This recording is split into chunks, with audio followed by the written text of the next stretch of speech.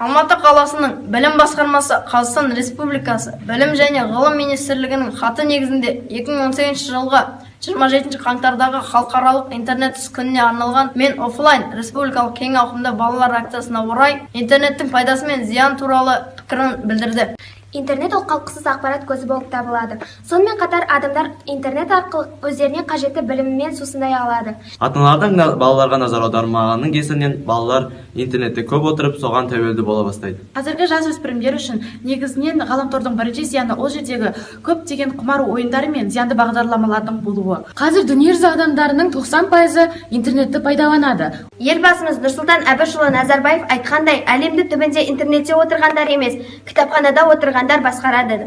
Құрметті достар, 21 ғасырда интернетті пайдаланбау мүмкін емес. Бірақ интернетті шектеулі уақытпен пайдаланып, спортпен айналысайық. Өйткені дені сау ұрпақ елдің болашағы.